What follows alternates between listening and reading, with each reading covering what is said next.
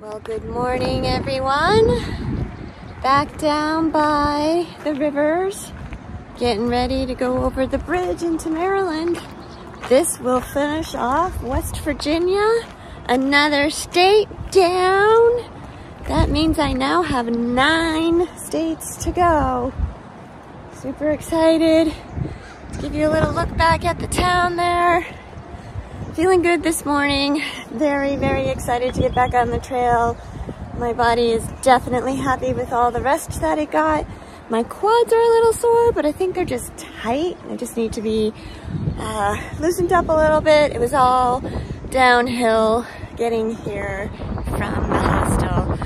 All right, well, let's get this day started.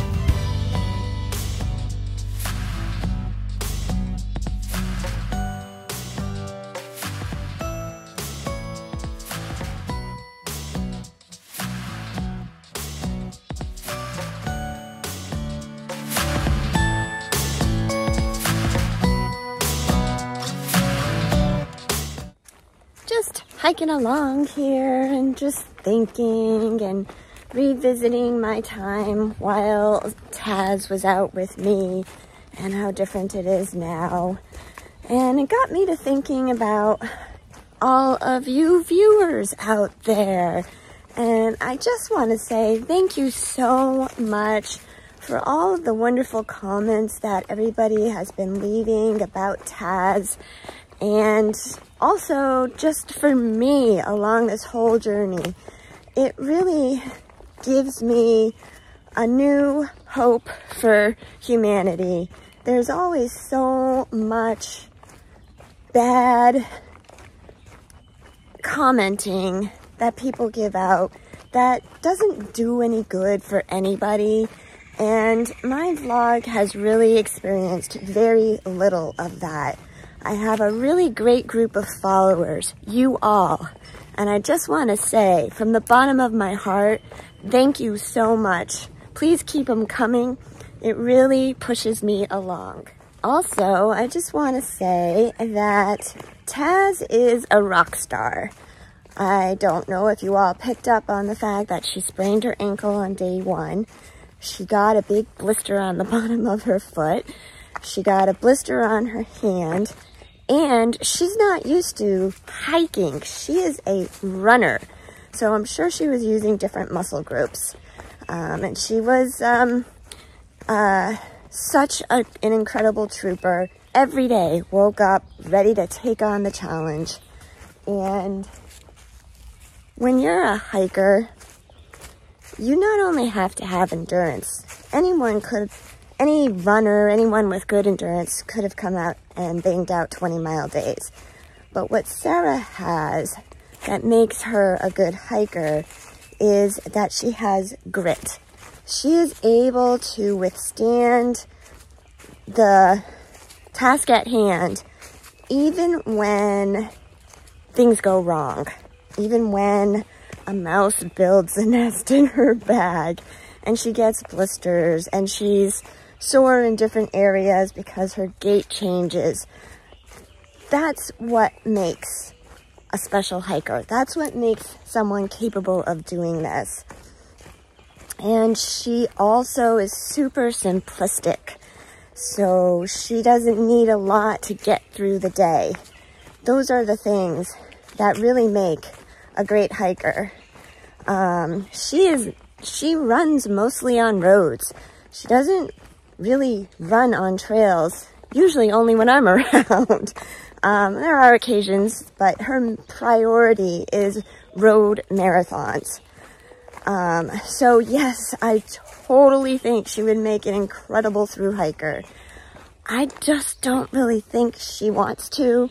And I tell her that she should totally go for an FKT, which means fastest known time. She has that ability because of her simplicity, because she has the grit, and we already know she has the endurance. But you have to remember too, she has 2 small kids, 10 and 8. She's a mom first, so it's not going to happen anytime soon. Maybe when they grow up a little more and she can be gone for 2.5 months, 3 months maybe. I could totally see her doing the AT in that time frame. She's read Scott Jurick's book, North, and I know that she's inspired by that, but we'll have to see. We'll have to wait and see. I'll let you all know if she ever does it. And yes, I would get to Maine a whole lot faster if she just stayed hiking with me. But she had to go home.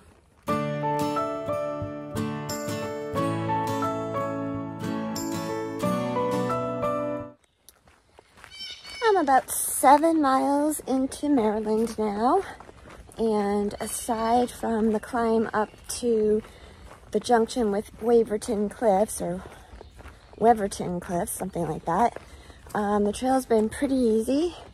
Not too rocky. There are very small sections of rocks, like coming up on one right now. But the trail is wide, and I'm moving along at a pretty good pace. I'm pretty happy about it. Thought I'd just share that the way the AT works in Maryland is that it runs through a series of state parks. And I'll be coming up on one soon. We have a trail junction right here. I'm gonna just take, I think this is the shelter. Yes, this is Edward Garvey Shelter. So this is the first place that I can get water. But unfortunately, it's 0.4 miles off the trail. And the last report says that it's just a scoopable source. And that was from 10 days ago. We haven't had much rain since then. So I think I'm going to pass on it. I think in 3 more miles, I'll be able to get to a spigot because I'll be in the first state park.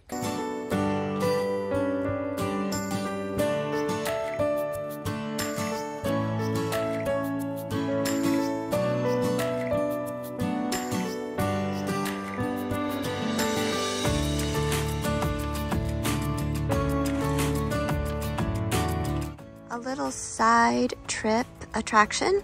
This is Gath's Empty Tomb. It's a late 19th century burial lot. I guess it was never used.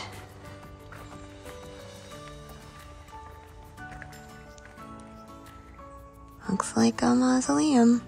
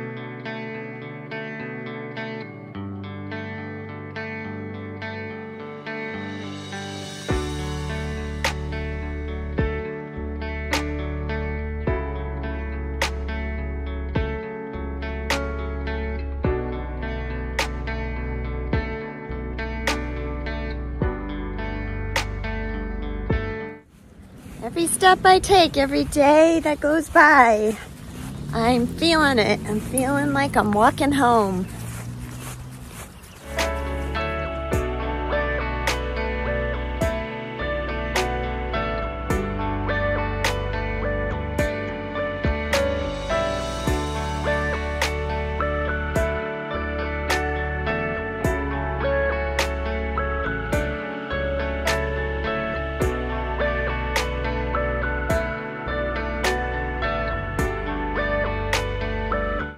A few days back, when I was with Taz at the Whiskey Hollow shelter, the other hiker that was staying there, Chase, had said that the trail was double wide, and both Sarah and I thought he meant the trail was double wide that following day going into Harper's Ferry.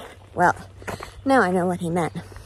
So far, almost all of Maryland has been a double wide trail. I mean, the part of Maryland that I've hiked on. So I've been about 11 miles now into Maryland, and it's been this beautiful double wide trail.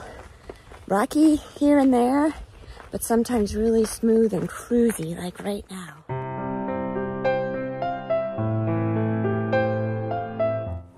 Just passed a nice guy who said that he recognized me from my YouTube channels. That's always nice to hear. Gives you a little pickup. So thanks for the shout out there. Oh, spring water is so much better than water out of a spigot. This just has like this metallic taste to it.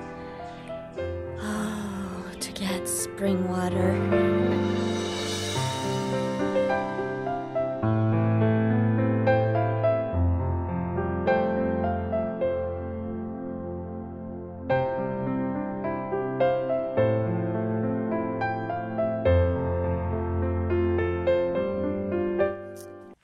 Back on trail after lunch, and today's quandary is that the next campsite is in 3.4 miles at Dahlgren's backpacking campground, I guess it's called, or the one after that is in 9.3 miles. I've already gone about 13.5 miles today. So 9.3 is a little bit farther than I'd like to go, and will probably make for a long day. But the other one is way too short. I'll be there in like 2 hours, and it's 1:30. So I don't know what I'm gonna do. Right now the plan is to just get to Dahlgren's because there is water there, and I'll sit down and figure out how much more time I have left in the day. Just to clarify, in Maryland, you have to camp at designated camping areas, so shelters or campgrounds. So that's the dilemma. We'll see how things turn out.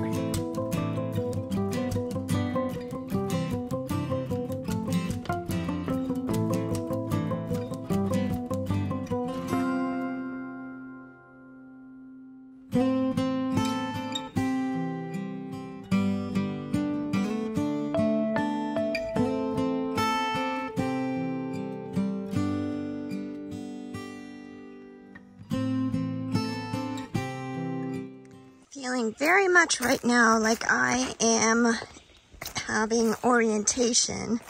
I'm having to go through orientation for Pennsylvania. This is tough walking. I don't know if it's just because my body has been sitting around for 2 days, but I just do not feel fluid at all on these rocks. It's really hard to find a rhythm. And I keep like hitting the toe box of my shoe on a rock as I swing my foot forward, and that causes me to trip. I guess that is just tripping. I didn't need to explain it in that great of a detail. But we're moving along, kind of resolving myself to the fact that I'm only going 4 more miles. My knee is kind of bothering me a little bit at this point. So I don't really see any point in rushing through this and putting that wear and tear on my body just to sit around a campsite. So I'm just kind of putzing along now. And forever grateful for these little openings where there are no rocks.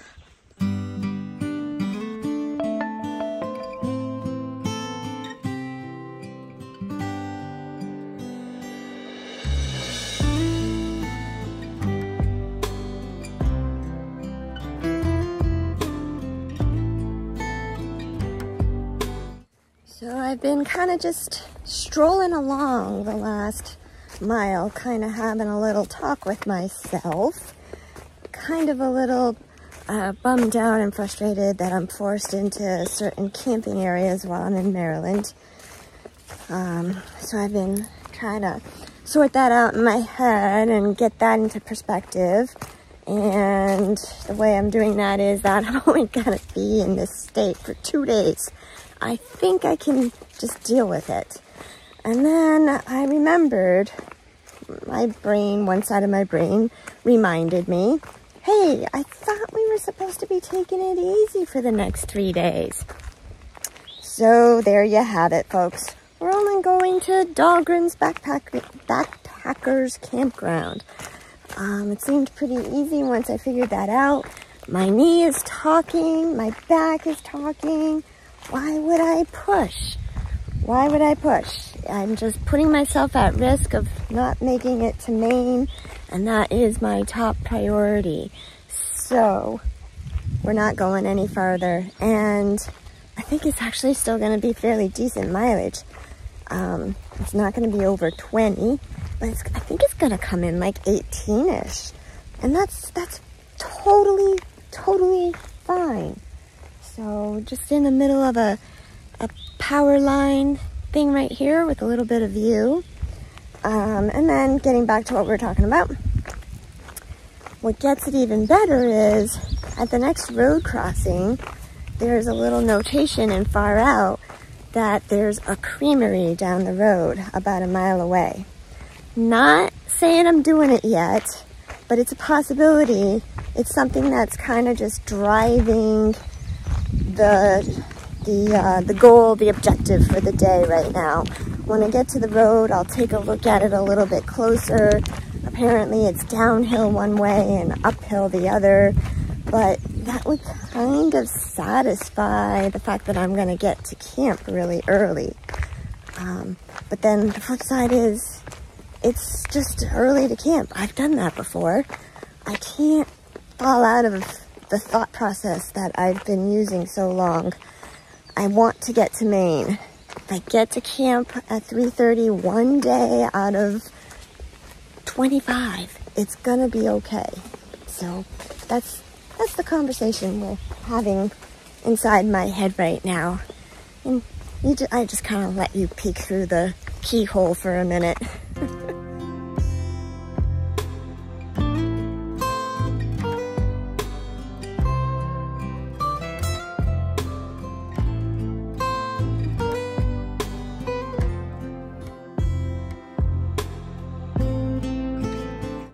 Newsflash, when I dug into the creamery further, I discovered that it's actually 1.3 miles down the road. So that would have been almost 3 miles round trip. So I mixed the idea. It was probably a good decision anyways, because I've been eating so much sugar lately, and I really wanted to try and make an effort to cut back significantly. Going to the creamery for ice cream would have sort of kind of killed that whole thing. So I'm very proud of myself. I am at Dahlgren's campground. I did not go the extra 6 miles to get to the next shelter for a 23-mile day, and I feel good about it. I know myself at this point. I know that I'm always creaky and a little off-kilter coming out of town, and with a 00, that was a little amplified today. So like I said, my back is a little cranky and my right knee is a little cranky, but again, I think it's just a little combination of needing a little more time for healing, and also just the body starting to transition to, oh, we don't have to do this anymore. We have 2 days off. We're done. So I kind of need to get the wheels turning again, but also still keep things a little chill just to give my body a chance to heal a little more. So I did not push today, and I'm glad that I didn't, because this campground is amazing. My campsite right here. There are 6 sites. Way down on the end, right here, is Jersey. And then we have another camper right here. I forgot his name, bad me. He's a section hiker. Jersey is a through hiker. This guy's name, I will get it. He's doing 300 miles, so he's not just a little section hiker. That's a big chunk of mileage. But the campground is very nice. So we each have our own picnic table, our own fire pit, and there's room for a lot more people if more than 6 people show up. And then let me take you up to the building up there. His name is All Kinds because it takes all kinds of people to do the AT. I love it. It's perfect. So we have a water source right here. Jersey is getting water from the utility sink outside of the restroom. Let's look inside this beautiful building. Look at this. We have flush toilets and shower stalls with all kinds of goodies to take a shower with. You can't get much better than this for a campsite on the AT. We're staying. We made the right decision tonight. So I'm all showered up and back at my little campsite, and it is 10:05. So since I have lots of time, I'm gonna really make a point right now of doing some good stretching and massage ball work. I probably should have done more of that on my 00. I probably had plenty of time to do it, but I didn't really feel any issues at the time, so I kind of didn't do it because I felt okay. Now I know I need to do it, so we're gonna get that done right now.